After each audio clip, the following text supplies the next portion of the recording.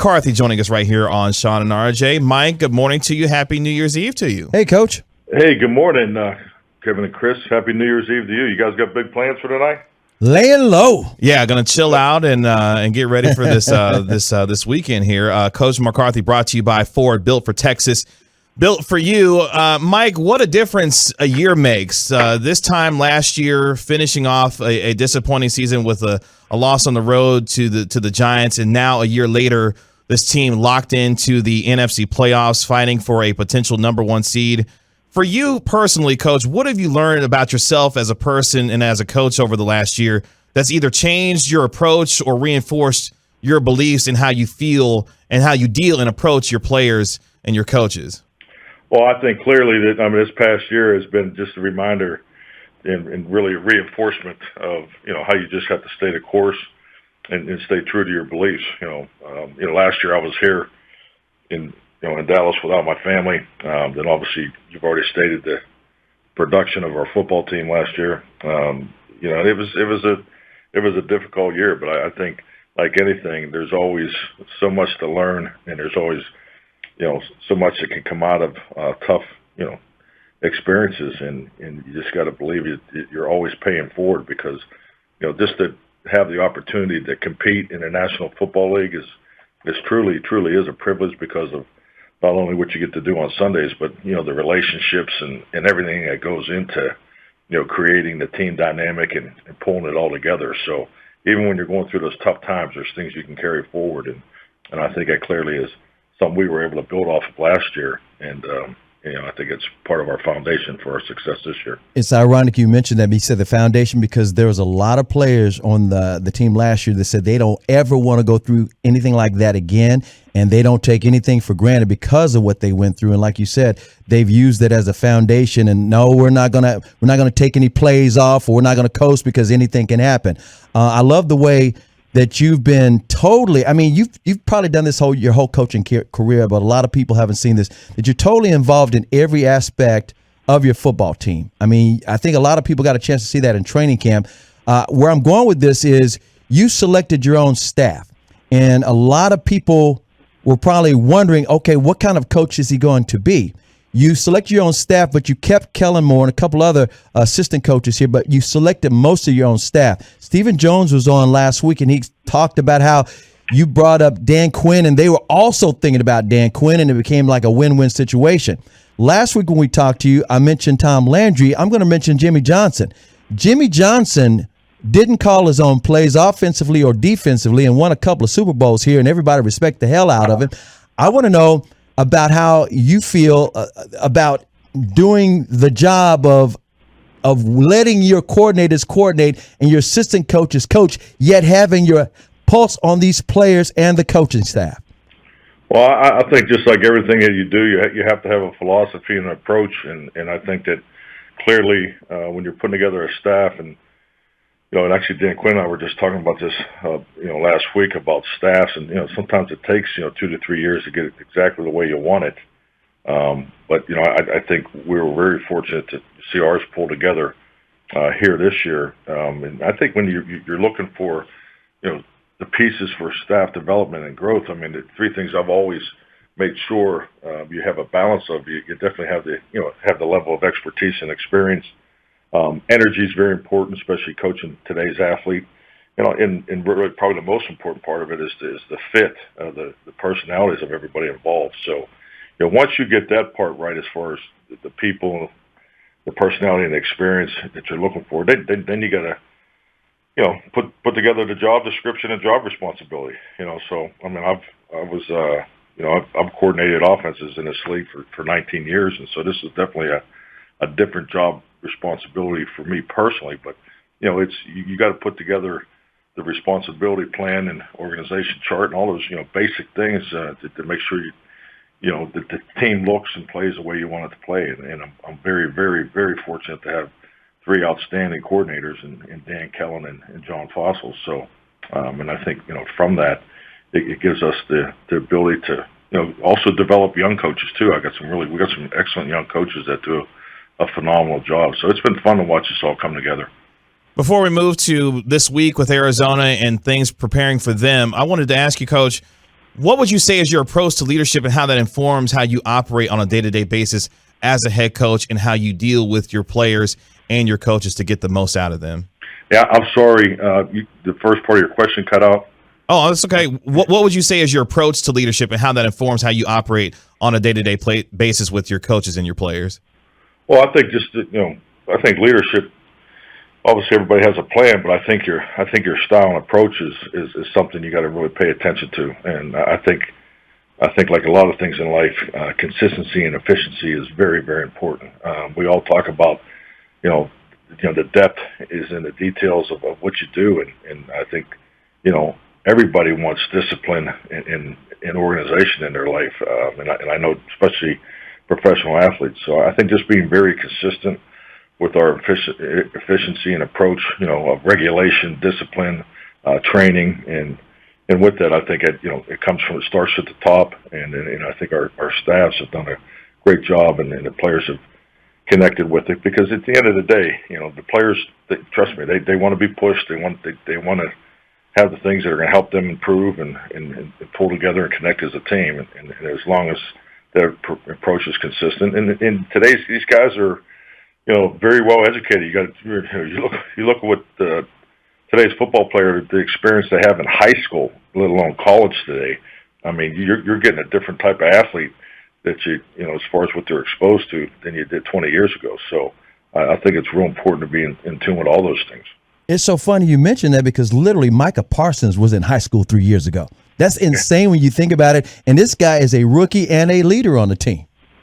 Yeah, I mean, Micah's you look at, what he brings to the table. Obviously, his talent definitely just, jumps out at you immediately, and we knew that when we had the opportunity to draft him. But yeah, it's really cool to see his personality grow.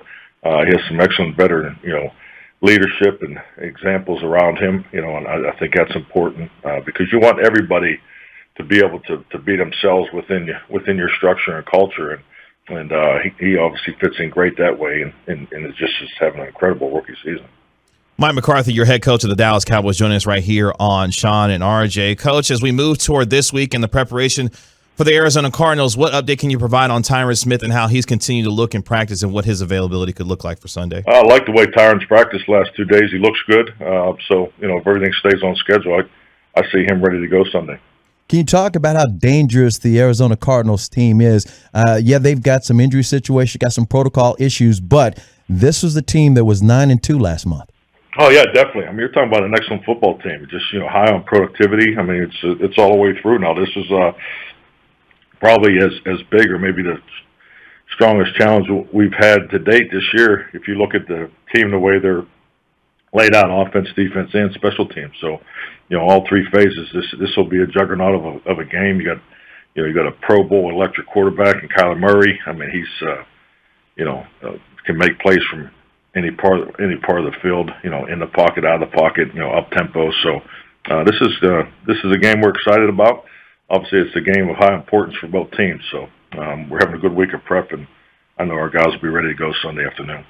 One of the things, Mike, that made this team successful on Sunday night was the up tempo and the pace that you all play with against a team in Washington, and were able to score often in that football game. How do you balance your play style relative to the input of your players and how they want to play week in and week out, especially based off that success that you guys had against Washington on Sunday night?